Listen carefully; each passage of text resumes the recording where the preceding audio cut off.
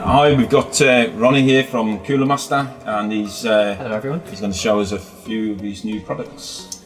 We have brought a range of stuff in today. First of all, there's some awesome systems built by Ginger6 themselves, but specifically we're here for the ARGB and the new RGB coolers that we have that have launched in the channel as well.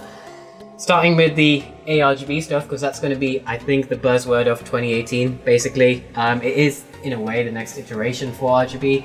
Think of it as stepping up the game of your RGB interface. RGB was cool, tempered glass is cool, kind of the buzzwords for 2017, 2016. Think of this as the next step, Kevin. Okay, so what's the difference between RGB as we know it now, right, and ARGB?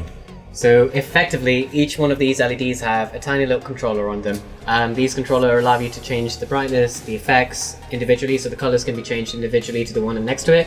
Whereas it's something like this, it's kind of all grouped together. So if you change it to red, all of them change red. If you change this one to red, all of them can change red, but you can also get one to be purple, one to be red, one to be green, which then allows you to do different modes, such as the spectrum mode that we've got it in right now, where the blades individually look like they have different colors, so you can see a spectrum-y kind of effect on them. So that's the difference primarily between ARGB and RGB as well. Okay, so obviously we've got a lot of motherboards out there with RGB. Right. What will these work with? Yes, okay, that's a good question. So RGB has been standardized for quite a while now. We've got RGB 50/50 strips and fans and everything else. And that uses a 4-pin header on your motherboard, so it's just a red, green, blue and power connector.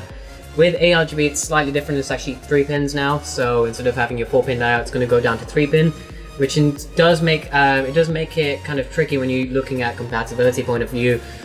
You will need an ARGB motherboard from now on, so say for example you have an Asus motherboard, just make sure it says ARGB instead of RGB, and that means you can use this setup on its own straight into the motherboard as you would with our RGB products. Or we do have a tiny little controller box at the back, and that allows you to connect it up to any motherboard, so you don't have to use a ARGB motherboard.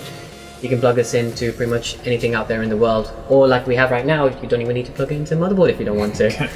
So with the controller, yes, what you're saying is you don't need the ARGB motherboard? Yes, correct. Right. And what does the controller allow you to do? Cool, that's the next little bit of the software basically, or the software aspect for the controller. If you plug it into the motherboard, you're kind of using whatever the motherboard software is available. So with Asus, again, for example, it's Aura Sync with Gigabyte, it's Aorus, MSI is Mystic Lighting. You kind of confine to the software that they have. If you use a controller box, you don't have to fully use the software, you can actually just use the controller box on its own. It does have buttons on the controller box where you can change the different modes, the brightness, the different settings for the actual controller itself, for the cooler itself.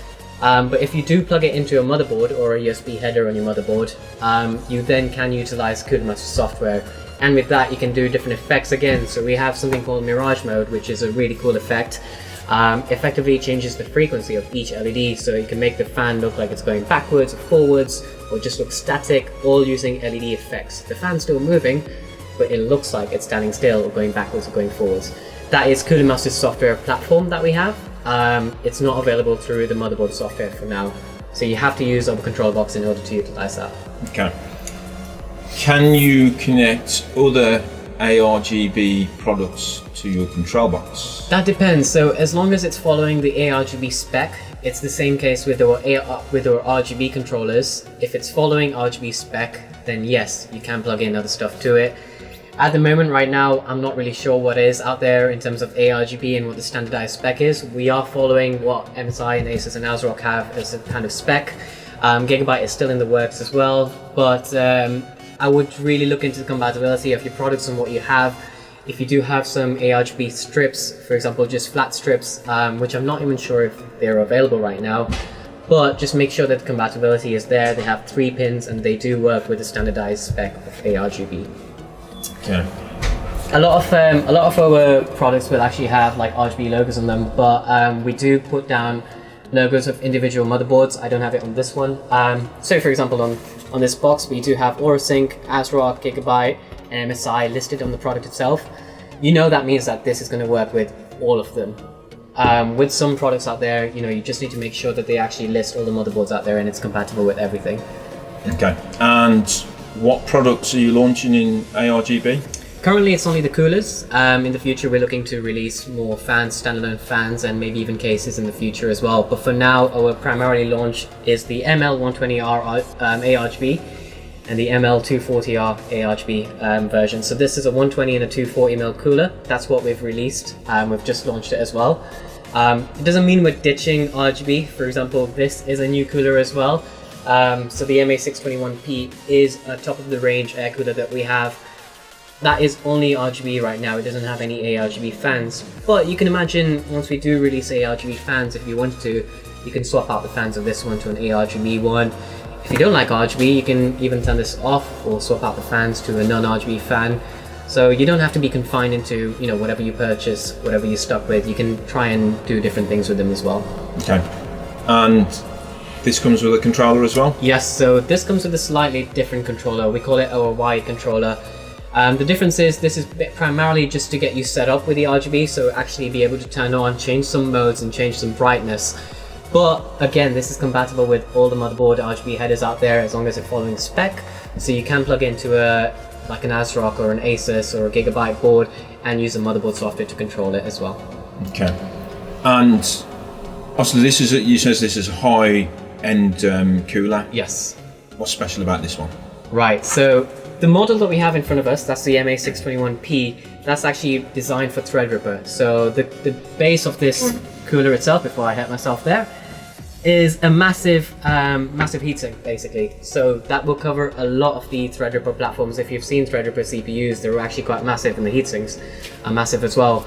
That will cover a majority of the actual heatsink, which gives you the best contact for your CPU, which aids in cooling it to the best way possible.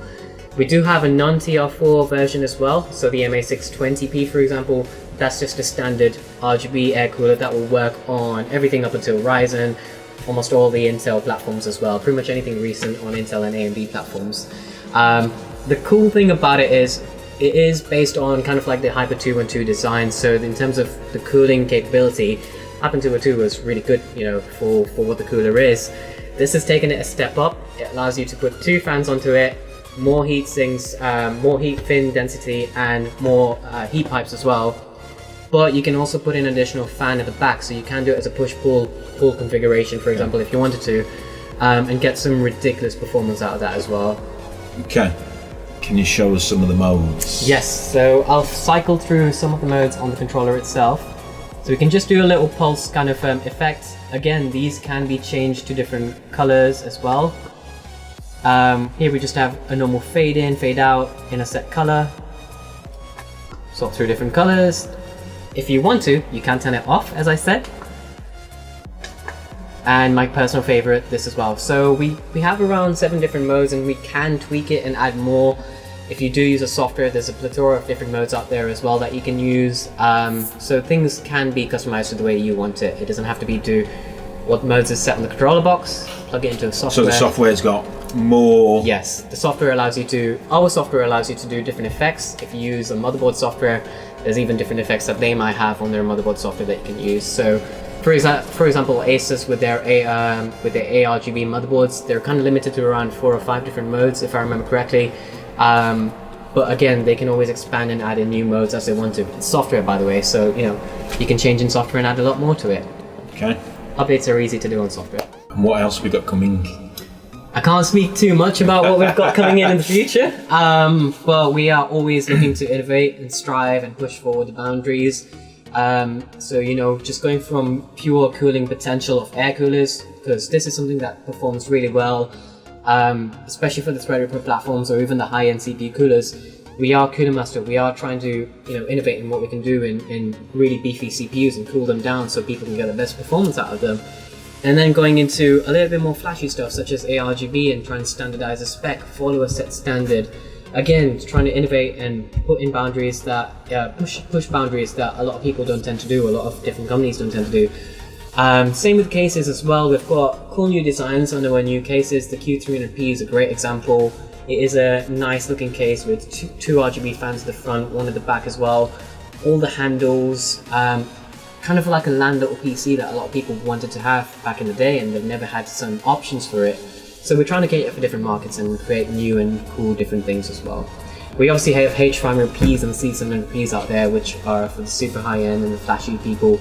But we're catering for everything to the low end side as well. So Masterbox Sight 3.1, still a really good looking case, decent amount of airflow through it. It looks good, it performs well. I think people like it as well. So it looks good once we've built in it. Of course. Yes. Built by Ginger6. All of these are built by Ginger6. So the cable management is top notch. If you look inside the case, I'm sure we'll be able to show you one later on.